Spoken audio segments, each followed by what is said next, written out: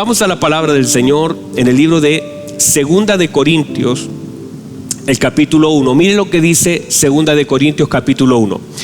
Estamos, recuerde esto, en la gloriosa iglesia de nuestro Señor Jesucristo, en el capítulo 8 de esta hermosa palabra que el Señor nos ha dado. Mire lo que dice la palabra del Señor.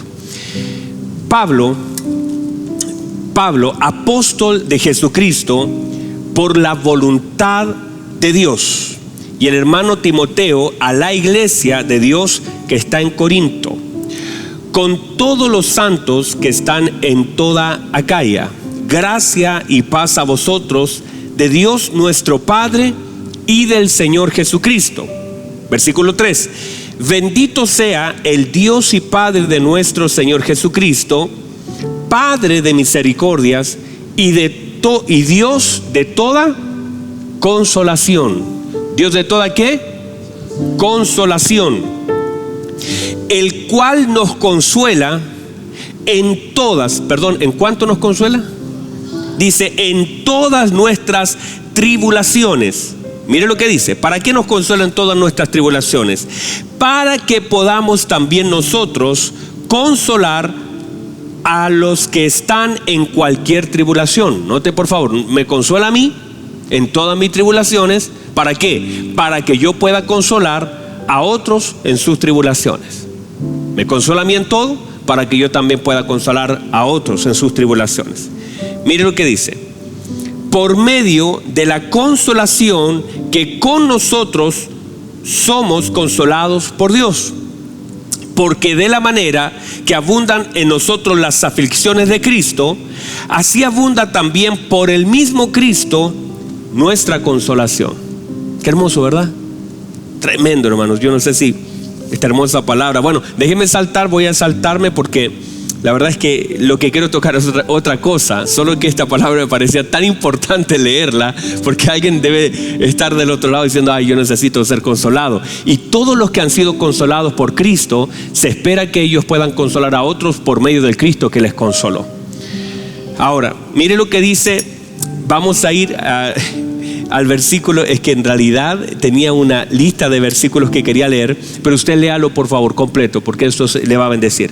Pero el capítulo 2, que es donde me voy a centrar en este momento, dice lo siguiente. Capítulo 2, versículo 1. Esto pues determiné. Diga conmigo, determinación. Desde el día domingo pasado, cuando fui a San Vicente, y el día miércoles que prediqué en Temuco, he comenzado a hablar acerca de la determinación. Y quiero comenzar y seguir dándole secuencia a eso en relación a la iglesia. Dice esto. Esto pues determiné para conmigo. Esa es una determinación de Él. No ir otra vez a vosotros con tristeza. ¿Cómo fue antes? Él fue con tristeza. Y Él propuso ahora, determinó no ir con tristeza. Porque si yo os contristo, ¿quién será luego el que me alegre, sino aquel que yo contristé? Y esto mismo os escribí para que cuando llegue no tenga tristeza de parte de aquellos de quienes me debiera gozar, confiando en vosotros todos que mi gozo es el de todos vosotros. Porque por la mucha tribulación, note por favor versículo 4, porque por la mucha tribulación y angustia del corazón os escribí con muchas lágrimas, no para que fueseis contristado, sino para que supieseis cuán grande es el amor que os tengo. Muy bien, la palabra del Señor. Tremendo, ¿verdad? Bueno, déjeme entrar en el tema. Solamente a modo de introducción, el libro de Primera de Corintios, ¿cierto? Nos relata, Pablo es el fundador de la iglesia en Corinto, y en ese lugar abundaba, ¿cierto? Todo lo que hablamos del espíritu de Grecia, los griegos, ¿cierto? Con mucha elocuencia, amaba la elocuencia, como también sabemos la filosofía y todo lo que eran los debates, los pensamientos, ellos amaban, pero abundaban en temas morales, una cosa impresionante. Ahora, en relación a eso, aparece un hombre llamado Apolos, que era un hombre que era poderoso, dice la Escritura, en palabra, y que ustedes seguramente muchas veces han escuchado de él. Y la iglesia de Corintio entra entonces en una división, hablando acerca de quiénes son de Apolo y quiénes son de Pablo, porque algunos se identificaban con la elocuencia que tenía Pablo, a lo cual dice la Escritura en Corintios, el apóstol Pablo a él mismo se llama un poquito disminuido en su parte física. Con debilidad me presenté delante de vosotros.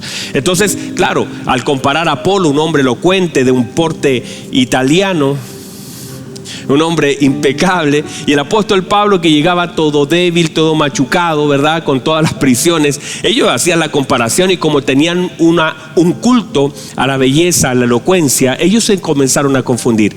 Y entonces la primera carta a los Corintios intenta tratar problemas morales, también problemas de orden. El apóstol Pablo enseña quién es Pablo, quién es Apolo, sino colaboradores del cuerpo de Cristo, ¿verdad? Y todo lo que usted seguramente conoce. Adicionalmente, el apóstol Pablo entonces empieza a ordenar la iglesia de tal manera que empieza a dar principios bíblicos de conducta interna a la iglesia, como por ejemplo la cena y el orden de ella, como los dones espirituales y también todo lo que tiene que ver con el amor, la fuerza del amor y la resurrección. Todo eso aparece en el libro de Primera de Corintios. Luego, esta segunda carta, aquí cambia radicalmente el apóstol Pablo, porque se habla que esta carta es una de las cartas más personales del apóstol, que intenta vindicar un poquito su apostolado, pero abriendo su corazón. De hecho, cuando leo esta carta, ustedes también seguramente la han leído, y si no, léala porque es una hermosa carta. Él habla de sí mismo, guiado por el Espíritu Santo, pero haciendo menciones de cosas como, por ejemplo, su amor a la iglesia, el consuelo, lo edificante, lo desinteresado y mil cosas. Él habla de forma muy personal acerca de cosas que son de mucha edificación para la iglesia. En este pasaje no solamente él hace mención de todo de hecho, si ustedes leen por ejemplo el versículo del capítulo 1, el versículo 8, mire lo que dice de tal modo que aún perdimos la esperanza de conservar la vida. O sea, él está hablando de los sufrimientos y padecimientos que él tuvo y los pensamientos que gobernaron en algún momento su vida. Y después, luego de eso, habla incluso de la oración, cómo es una colaboración, cómo nosotros al orar cooperamos. De hecho, el versículo 11 dice: cooperando también vosotros a favor nuestro con la oración. Cómo la oración es un medio colaborativo, cómo yo al orar por usted y usted al orar por mí me colabora en aquellas cosas que estoy viviendo. Ahora, todas estas cosas llegan a un centro donde yo quiero llegar, que es básicamente la determinación del apóstol Pablo, y esa determinación de ya no ir a la iglesia con tristeza.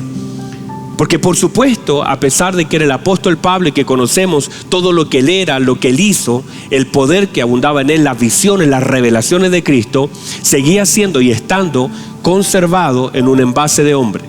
Y en ese envase de hombre habían y habitaban en él muchas tristezas, muchas angustias, mucho dolor.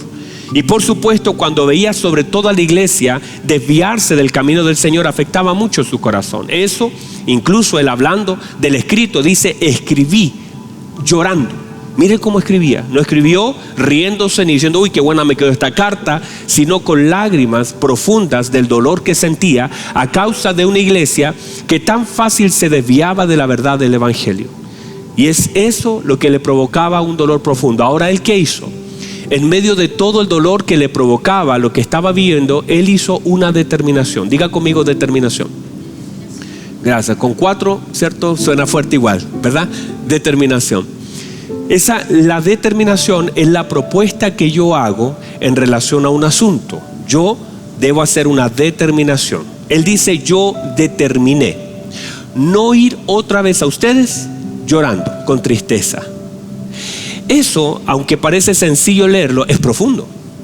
Porque todo hombre de Dios y todos nosotros los que estamos aquí, que no somos muchitos, somos un puñadito de personas, pero ya cada uno de nosotros, más todos los que están mirando y mirarán luego, deben entender que la Biblia, así como Job y tantos otros pasajes, hablan de las determinaciones, que son básicamente las propuestas que hago en relación a una conducta. Una determinación es algo pensado, no es algo casual, no es una decisión casual, es algo elaborado, pensado. Ahora, toda determinación, y la iglesia debe operar, y lo dije en algún momento, en 5 cosas importantes dentro de muchas otras, pero comencé a hablar de las primeras 5 cosas importantes que la iglesia debe operar. Número 1, debe operar en conocimiento, que es la base de muchas otras cosas. El conocimiento que nosotros tenemos del Señor, como el conocimiento que el Señor tiene de nosotros. Note por favor que el Señor, hablando en Mateo capítulo 7, hablando del árbol, dijo: por sus frutos, ¿cómo es? Por sus frutos los conoceréis. Entonces, luego más abajito, el Señor dice: no os conozco. Quiere decir que el conocimiento de Dios hacia la vida del hombre se manifiesta por medio de los frutos que Él da. O sea, Él limita su conocimiento no a quien no sepa quiénes somos, sino al fruto que nosotros damos. Cuando Él dice: yo no os conozco, está diciendo: estoy buscando un fruto, no lo encuentro. Por lo tanto, el Señor nos conoce a través de los frutos que damos y a través de eso, de la obra del Espíritu Santo. Pero cuando se trata de nosotros conocer al Señor, es tan profundo el Señor, que en la medida que le vamos conociendo, míreme por favor, señora, deje de cocinar, deje ese pollo tranquilo y póngame atención. Cuando se trata de nosotros conocer al Señor, el conocimiento del hombre se manifiesta por medio de la confianza en Él. Muchas veces nosotros hablamos de tiempo en la iglesia, hablamos de Biblia, que no está mal, pero todo conocimiento se traduce finalmente en la confianza y fe que tenemos en Él. Personas que de pronto dicen: no, si yo llevo 20 años en la iglesia, 5 años, 3 años, o todo lo que yo hago. Y a veces la gente confunde lo que hace la iglesia con el conocimiento que tiene de Él.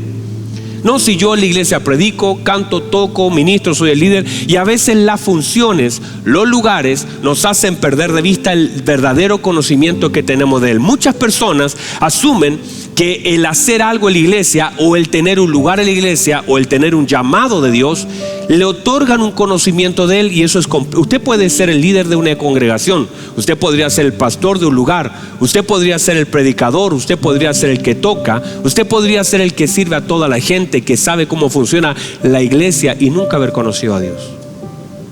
El conocimiento que tenemos de Dios se traduce en la vida que llevamos y en la confianza que tenemos, en la obediencia que le damos a su palabra y en el lugar que Él toma en nuestra vida. Conocimiento. Entonces, a veces nosotros hablamos de conocer a Dios, pero todo lo que decimos no está avalado por todo lo que hacemos. Lo que hacemos no tiene ninguna relación con lo que decimos conocer, porque lo que nosotros decimos conocer no tiene ninguna relación con las cosas que hacemos en la vida. Entonces, no es si lo conoces a través de lo que la Biblia dice de Él, que por supuesto es la fuente de toda inspiración, pero en la vida, ¿cómo se traduce eso? Porque yo puedo conocer pasajes bíblicos que hablen del Señor y nunca conocer nada de Él.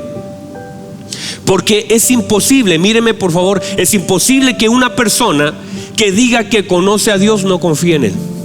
Es imposible. Es una persona que diga que conoce a Dios no lo ame. Si una persona dice conocer a Dios y no lo obedece, en realidad no lo conoce.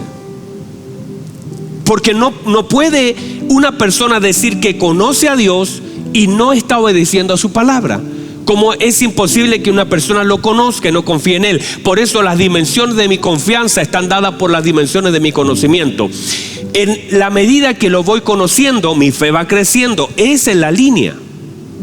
Muchas personas hablan de que no, yo paso mucho tiempo en la iglesia, mucho tiempo paso orando, mucho tiempo paso estudiando. El problema es que eso, ¿cómo se traduce?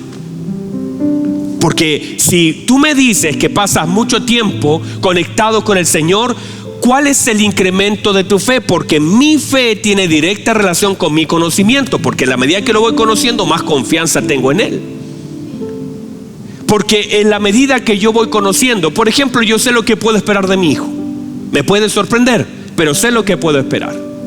Sé que lo voy a tener que levantar para que se coma, sé que lo voy a tener que empujar para que se bañe un poco, sé que lo voy a... O sea, como ya lo conozco, sé lo que puedo esperar de él. En la medida que voy conociendo a mi esposa, también sé lo que puedo esperar de ella. En la medida que voy conociendo, no sé, a cada uno de nosotros, yo podría no conocer, por ejemplo, a Jeremy, y esperar algo distinto por causa de la falta de conocimiento. Pero cuando ya uno va conociendo, en la medida que uno va conociendo, va sabiendo lo que puede esperar, ¿verdad? Yo no me puedo hacer ilusiones, decirle, no sé, por decirle a Jorgito que sea un Mozart en el piano, porque sé cuáles son los niveles de Jorge, lo conozco, sé hasta dónde llega. Podría sorprenderme, como tantas veces lo ha hecho con miles de cosas que hace, pero sé hasta dónde llega.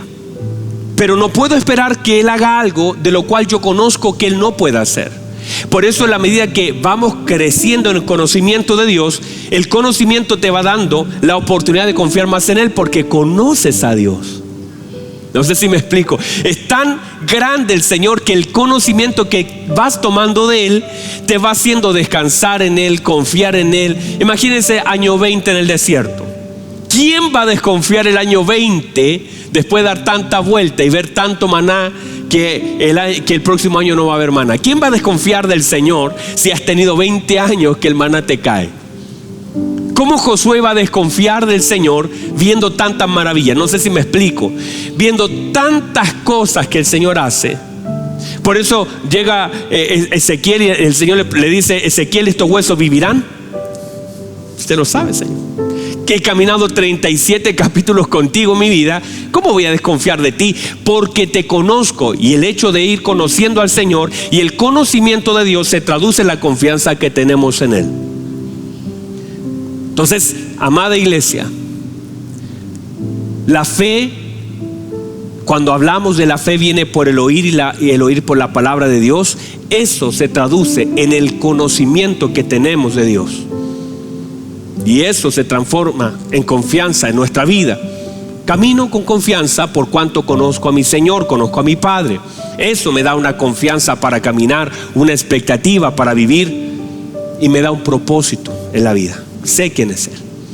Y en la medida que voy conociéndolo a Él, entonces mi vida va tomando un camino completamente nuevo cada día. Porque cada día lo conozco un poco más y algo nuevo de Él puedo ver y puedo disfrutar. Diga amén, diga gloria a Dios. Eso es lo primero. Entonces, lo primero tiene que ver con el conocimiento. Lo segundo tiene que ver con el discernimiento, con la capacidad de la iglesia de poder discernir aquellas cosas que vive en un nivel mayor bajo la obra del Espíritu Santo, que es un don del Señor, que es dado a la iglesia para discernir. Que muchas veces nosotros no tenemos la capacidad de darnos cuenta ni siquiera con quién estamos hablando. Nos falta discernimiento, y voy a tomar este puntito como es tan profundo y tan importante dentro de los dones espirituales de la iglesia, que los vamos a alargar en las próximas reuniones: el discernimiento. Y luego de eso entramos en lo que es el entendimiento. El entendimiento es lo que el apóstol Pablo ora, para que el Señor abra los ojos del entendimiento. Entonces vamos: 1, conocimiento; 2, discernimiento; 3, entendimiento; 4, convicciones; y 5, determinaciones, que es donde vamos a llegar. ¿Están acá todavía, verdad? Todavía no se me va ninguno de los 4 que tengo acá. Entonces, cuando hablamos nosotros del entendimiento, el entendimiento son los ojos del Espíritu. El entendimiento es mucho más profundo del conocimiento. El entendimiento es la obra del Señor en la vida del hombre, que es solamente el Señor. Es como cuando el Señor te abre una puerta que tú no puedes abrir. Es el Señor dándote acceso a cosas que tú no puedes entrar, pero Él por misericordia te abre esa oportunidad. A eso se le llama entendimiento, abriendo los ojos del entendimiento. ¿Para qué? Porque siempre el entendimiento tiene un propósito muy exclusivo.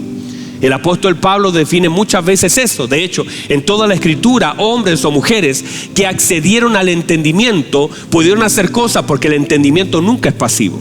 El entendimiento es activo. Dice la Biblia que aquella mujer sunamita dijo: ahora entiendo que este varón es un hombre de Dios. Ese entendimiento la hizo hacer algo, porque el entendimiento es activo. Te hace, por eso la Biblia dice que Él abrió el entendimiento para que comprendiesen. Siempre hay un para en el entendimiento. Cada vez que aparece la palabra entendimiento, siempre el entendimiento son como carreteras. Se te abre el entendimiento en un área para algo, se te abre el entendimiento en otra área para algo. O sea, el entendimiento siempre tiene un propósito definido. Puedo ver cosas que el Señor me quiere mostrar. Entonces, el entendimiento no es que el entendimiento se te abre y todo lo puedes ver. sino que cada una de las áreas de nuestra vida se nos abre el entendimiento y puedo ver en esa dirección. Se nos abre esta cortina, puedo ver en esa dirección. Se me abre esto. Por ejemplo, hay gente que tiene entendimiento para una cosa y para otra no la tiene. Por eso el entendimiento es como una persiana que se va abriendo, y en la medida que se va abriendo un poquito más. Se te va abriendo así como, yo me acuerdo esas persianas que teníamos en la casa que tenían como 10 tirantitos y cada uno tenía una función. Eso es el entendimiento. Se te va abriendo puerta a puerta, y eso es lo que debemos orar. Por eso el problema no es lo que enfrento, sino el entendimiento que tengo para enfrentarlo. Yo puedo estar enfrentando algo y a veces me frustro, me enojo, peleo, me entristezco, no por lo que enfrento, sino tal vez por lo que no entiendo. Cuando uno logra entender aquello que enfrenta, muchas veces la tristeza ya se va de nosotros. Cuando una persona opera en entendimiento, el entendimiento te permite ver cosas que no te causa tristeza al verlas, porque las logras entender. O sea, no sé si me explico. Cuando por ejemplo el apóstol Pablo ve sus prisiones, si el apóstol Pablo no entiende lo que vive, estarás triste por lo que le está pasando. Pero como el apóstol Pablo, el entendimiento lo tiene abierto para darse cuenta que su tribulación es de provecho para aquellos que tenían temor, y ahora dice, sin temor están predicando la palabra, es porque entendió lo que vivía. Y el problema en sí no es lo que vivo, sino si tengo entendimiento de lo que estoy viviendo. Porque cuando tomo entendimiento de lo que vivo, ya lo que vivo entiendo el propósito de lo que es. O sea, por ejemplo, José, ¿por qué puede perdonar a sus hermanos? Porque entendió. ¿Por qué José no le cortó la cabeza a sus hermanos? Porque entendió. No porque no esté todavía en él todo el dolor que pasó, sino porque entiende lo que pasó. Y por ese entendimiento ahora puedo perdonar. ¿Por qué uno puede perdonar? Por ejemplo, ¿por qué puede perdonar a alguien? Uno puede perdonar a alguien bajo el entendimiento de que esa persona hizo algo sin Cristo. Cuando no pasa eso, lo estás culpando, estás siempre siendo un justiciero, queriendo que el Señor casi vengue lo que te hicieron a ti. Porque no entiendes. El problema no es entonces, el problema en sí no es lo que paso, sino lo que entiendo de aquello que paso. Y cuando yo ¿está bien con usted? Está muy enredado. ¿Está bien? Entonces el problema en sí, y es como cada cosa. A veces ustedes dicen, no, ¿por qué no suena el bajo? ¿Por qué no suena el bajo? Y puedes estar peleando porque no suena el bajo, a menos que sepa que tienes que darle volumen. Lo que pasa no es el problema, estás triste porque no suena el bajo, pero no es el problema el bajo, sino que no entiendes cómo funciona. Y a veces gran parte de las tristezas, de las frustraciones, del dolor de la iglesia no es necesariamente lo que vive, sino la falta de entendimiento de aquello que vive. Y tenemos un montón de gente orando equivocadamente, peleando con Dios. Muchas personas incluso culpando a otros de aquellas cosas que viven sin entender lo que viven y lo que pasa. Entonces cuando el entendimiento, por eso el apóstol Pablo cuando ora dice, oro para que vuestro entendimiento, porque el entendimiento te abre dimensiones. Oro para que vuestro entendimiento, para que el conocimiento que sobrepasa todo entendimiento, dice, y empieza a hablar del entendimiento de una forma tan clara acerca de las dimensiones de Cristo, acerca de los problemas que viven. Habla de los ojos del entendimiento para comprender cuál es la grandeza, cuál es la todo lo que tiene que ver con el entendimiento son veredas, son como pisos, como que entras a un piso, abres la puerta, ahora entras a otro piso, abres otra puerta. El entendimiento es eso, y en la medida que la iglesia sea entendida, por eso la Biblia dice que los hijos de Isaacar, ¿cómo eran? ¿Cómo eran los hijos de Isaacar? Eran entendidos. ¿En qué cosa? En los tiempos. Porque es esto, es tener entendimiento sobre los tiempos. Y que yo no soy una víctima del tiempo que vivo, sino entiendo el tiempo que vivo. Y no solamente vivo el tiempo, sino sé lo que debo hacer en el tiempo que vivo. Sé cuándo debo entrar y sé cuándo debo salir. Y eso es lo que dice de los hijos de Isaacar. Sabían cuándo entrar y sabían cuándo salir. Sabían cuándo ir a la guerra y sabían cuándo no, por causa del entendimiento de los tiempos. Y eso, mire lo que eran ellos. Ellos eran una llave. Eran solo un número reducido, cerca de 300 hombres de los hijos de Isaacar, que eran entendidos de los tiempos, pero gobernaban, porque decían a su voz, el pueblo salía o el pueblo no salía, porque tenían entendimiento. Ese entendimiento entonces es que la iglesia necesita. Diga amén, diga gloria a Dios. Necesitamos ser entendidos. Y vamos a profundizar en otra oportunidad un poquito más, porque esto es mucho más profundo, ¿verdad? Pero hoy les he dicho que vamos a hablar de ¿qué? De la determinación. Y eso que todavía no estamos ahí. Determinación. Entonces, luego de esto viene la convicción. Diga conmigo, convicción. Convicción. ¿Qué es la convicción? Es la obra del Espíritu Santo que te da una certeza en el corazón acerca de aquello que sabes. Ya lo sé, pero se vuelve una convicción. Por eso el apóstol Pablo dice, estoy certísimo.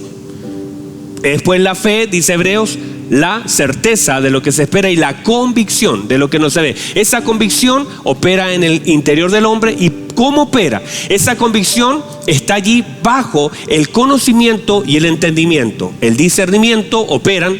Esto es, otra vez, el Espíritu Santo toma lo que es el entendimiento, el conocimiento y el discernimiento para generar una convicción en el corazón del hombre. Por eso yo sé que Cristo volverá, por una convicción. No solamente, por supuesto, guiada por las Escrituras, pero se hizo, porque la Biblia lo puede decir y quizá nadie lo puede creer.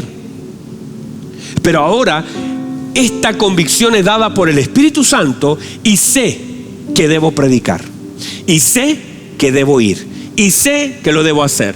Y cada vez que hay una convicción, y el apóstol Pablo, cuando usted lee esta carta sobre todo, empieza a hablar de aquellas convicciones que le decían, entra o no entres, quédate o no, o sal.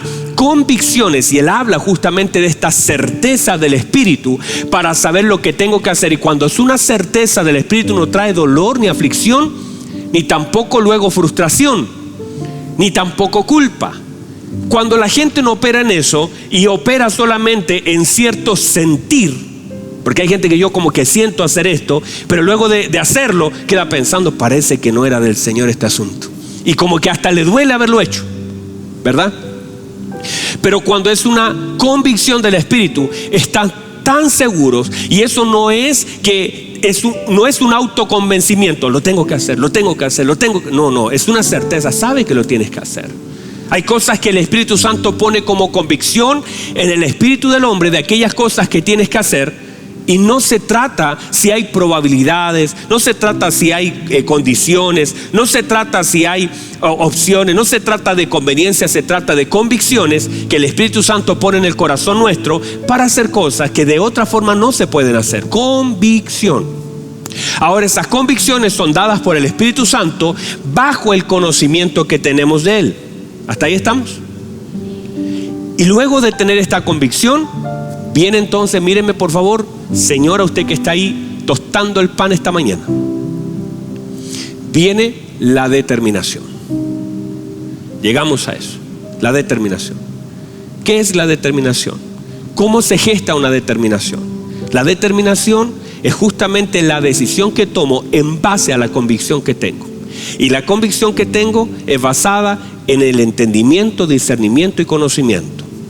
Tengo estos tres elementos que generan una convicción en mi espíritu, y ahora está su tarea, la determinación. O sea, una cosa tiene que ver con lo que sé del Señor, lo que el Señor me reveló, lo que el Señor me habló, la luz de su palabra, todo lo que usted quiera, y eso genera en la vida del hombre, genera una convicción. Luego de eso ahora viene la determinación. Por ejemplo, ustedes saben que tienen que orar, ¿verdad? ¿Por qué no lo hacen? ¿Saben que tienen que orar, verdad?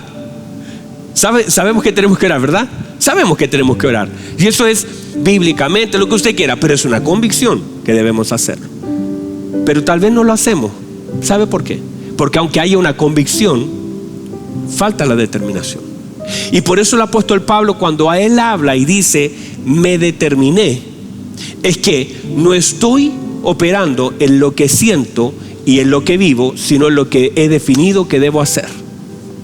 Esa determinación es la obra, míreme, el pensamiento es como el resultado, las dos rayitas, resultado de toda la suma de las demás cosas para hacer algo. Y ese algo debe ser firme. Por eso en Job 22 dice: determinarás un asunto.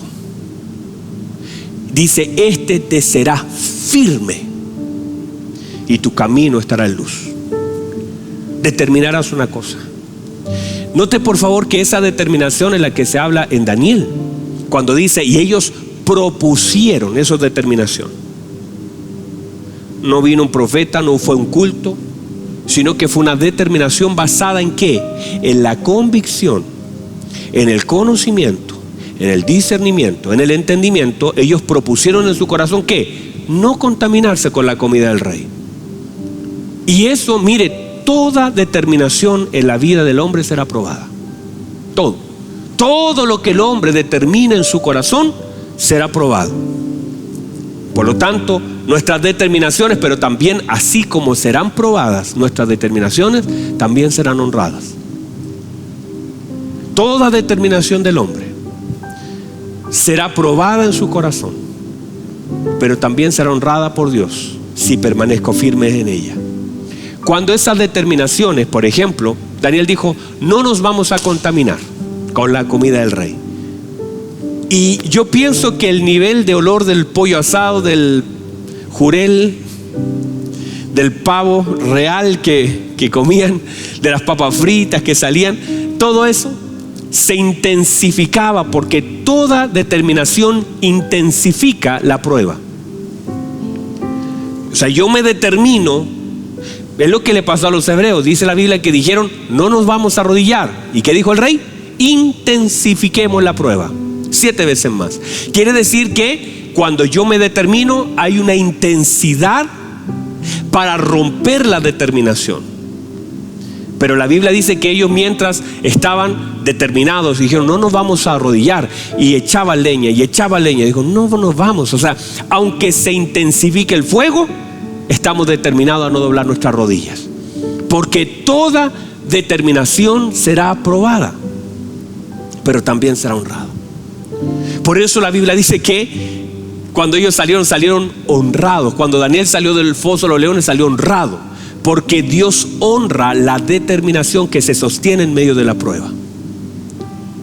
Dios honra la determinación que se sostiene en medio de la prueba. Entonces, determinar.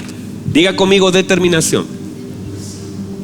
Esa palabra justamente es la que nosotros hoy debemos profundizar.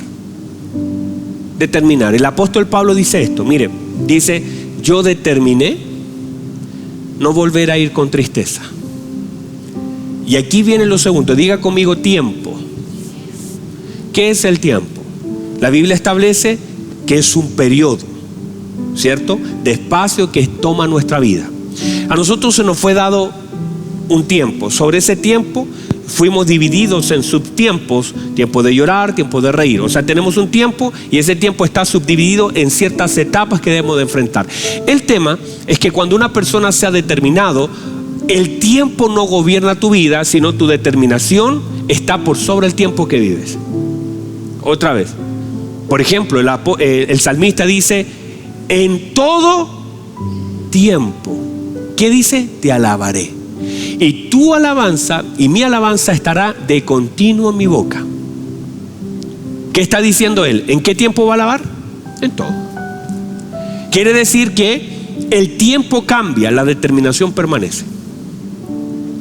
Hay tiempo de llorar, y el que se propuso en su corazón, que determinó, adorar al Señor. En el tiempo de llorar, adoró al Señor. En el tiempo de reír, adoró al Señor. En el tiempo donde lo perseguía su hijo, adoró al Señor. En el tiempo que fue traicionado, adoró al Señor. O sea, él determinó adorar, y que no el tiempo gobernara su vida, sino que él, a través de su determinación, gobernara el tiempo. Porque los tiempos se gobiernan con determinaciones. Y cuando eso no sucede, se me acabó el tiempo. Justamente hablando del tiempo, se me acabó el tiempo. Y cuando eso no sucede, entonces finalmente somos gobernados por los tiempos y no las determinaciones gobiernan los tiempos. Ese es el problema, que justamente nosotros nos vamos acomodando al tiempo que vivimos. Entonces a veces es tiempo de llorar y nosotros entonces nos mezclamos con ese tiempo. Y entonces el tiempo gobierna nuestra vida, nuestras emociones, y todo lo contrario. Yo debo, a través de la Escritura, determinar un asunto. Míreme por favor, y con esto voy a cerrar, y todo lo demás lo diremos en la próxima reunión a las 2, así que no se la vaya a perder. Míreme por favor. Yo determiné una cosa: servir al Señor. Y esa determinación ha sido permanente y constante en mi vida. Determiné servir a Cristo. Y lo voy a servir, y lo he servido. Lo he servido en momentos muy difíciles de mi vida. Lo serví estando enfermo. El Señor me llamó a ser un predicador del Evangelio. Pero el Señor, cuando me llamó a ser predicador del Evangelio, no me dijo que iba a predicar cuando solamente esté sano, ni solamente en un púlpito, sino que parte de esa determinación fue probada incluso por la enfermedad. Yo recuerdo, y siempre lo he dicho, tal vez lo vuelvo a decir por una razón no de nada más que de ejemplo, que un par de veces tuve que predicar sentado, avergonzado por estar sentado predicando. No porque sea una vergüenza, porque en la casa predico todos los días sentado desde la radio, sino por no poder levantarme, porque en la casa tengo la opción de hacerlo. Pero un par de veces, llorando de dolor, me tuve que parar detrás de un púlpito y predicar la palabra. Pero había propuesto en mi corazón no detenerme a causa de la enfermedad. Usted que está ahí mirándome a través de la televisión, de su computador, de su celular, debe hacer una determinación. Y eso le tiene que ser tan firme en la vida, porque Dios honrará la determinación que se mantiene en medio de la prueba. Si por ejemplo usted se enferma, desde un hospital adore al Señor. No reclame, adore. Si el día de mañana todo se va de sus manos, se termina el dinero, se termina el trabajo, pierde la casa, pierde el auto, adora al Señor. Predique, confíe en Él. Hemos determinado confiar en el Señor. ¿A causa de qué? De lo que conocemos, del discernimiento, del entendimiento, de las convicciones. Pastor, ¿y qué pasa si pasa algo malo? Adora al Señor. Porque los tiempos malos no definen las determinaciones que tengo ni las convicciones que el Señor ha puesto en mi corazón. O sea, nunca seremos gobernados por lo que vivimos, sino por lo que creemos. O sea, debo adorar al Señor. El problema es que la gente condiciona su adoración a lo que vive, condiciona su servir al Señor. Y es más, muchas personas equivocadamente dicen: Señor, si usted me saca de esto, y condicionas. El servicio a Dios debe ser sin condición. La adoración a Dios no debe estar condicionada a lo que vivo. Señor, le voy a adorar a pesar de que las cosas no sucedan. Señor, le voy a servir a pesar de lo que estoy viviendo. Nunca voy a condicionar mi servicio al Señor. Jamás lo que vivo determinará lo que hago, sino lo que hago está determinado por mis convicciones. Y eso debe ser la propuesta más importante. Cuando el apóstol Pablo dice: me propuse, determiné no ir a ustedes con tristeza, hermano, eso no era nada fácil, pero Dios honró esa determinación. Claro que habían razones para estar triste, muchas, pero Él dice: no voy a volver a ir a ustedes con tristeza. Aunque hayan miles de razones para estar triste, ya me propuse en mi corazón no hacerlo. Usted tiene que hacer lo mismo. Determínese a servir a Dios. Si quizás este año que está pasando usted dijo tantas cosas que no cumplió, mire, ¿cuál es el problema? Es cuando decimos las cosas y no las cumplimos, hasta nosotros desconfiamos de lo que decimos. Ya la gente no nos cree, ni uno se cree. Cuando uno mismo dice, no, del lunes comienzo el gimnasio, el lunes comienzo la dieta, ¿verdad? El lunes comienzo, y siempre postergamos, y finalmente tanto lo decimos que ya ni siquiera lo creemos. Pero usted debe ser una persona donde lo que dice, guiado no de la dieta, no del gimnasio, que son cosas completamente nada que ver. Si usted quiere hacerlo, hágalo. Sino lo que digo es, ¿cuáles son sus determinaciones? ¿Cuáles son las cosas que usted dijo y no cumplió en relación a la palabra? ¿Cuáles son la obra del Espíritu Santo que le ha dicho lo que usted es, quién es y lo que debe hacer? Amado hermano, propóngase en su corazón servir al Señor. Queda tan poco tiempo para ver a nuestro Señor, que aprovechemos este último espacio que nos queda para honrarlo a Él. Pongámonos en pie, adoremos al Señor. Se nos fue el tiempo, pero lo bueno es que tengo 2 reuniones más para seguir predicando. Vamos a orar, vamos a bendecir al Señor. Levante su adoración. Señor, gracias, gracias, gracias. Vamos, ahí usted está en su casita, bajo predicar. Mientras predicamos, la unción del Espíritu Santo fluye. Vamos, ahí está usted. Y el Señor, diciéndole, Señor, ¿cuántas veces dije algo que no hice? ¿Cuántas veces los tiempos gobernaron? Todo lo que dije quizás no se cumplió. Pero hoy, Señor, delante de su presencia, Señor, como Daniel saliendo del foso, como los hebreos saliendo de un horno, como el apóstol Pablo saliendo de una barca, de un naufragio, así, Señor, queremos salir honrándole a usted. Señor, usted honrará aquellas determinaciones que permanecen en nosotros en medio de la prueba. Saldremos de la cisterna, saldremos de la cárcel, saldremos de los procesos. Pero no es solamente salir de ellos, sino tener determinaciones que se sostengan en medio de los procesos. Convicciones que sean sólidas. Vamos, amada iglesia, tú que estás ahí, quizás atendiendo esta bendita palabra, recíbala, recíbala, recíbala. Diga, Señor, tal vez he sido tan débil en tomar decisiones. Tal vez todo lo que he dicho, nada de lo que he dicho lo he cumplido. Vamos, dígale algo al Señor. Oh Señor, Señor, su palabra, su palabra, su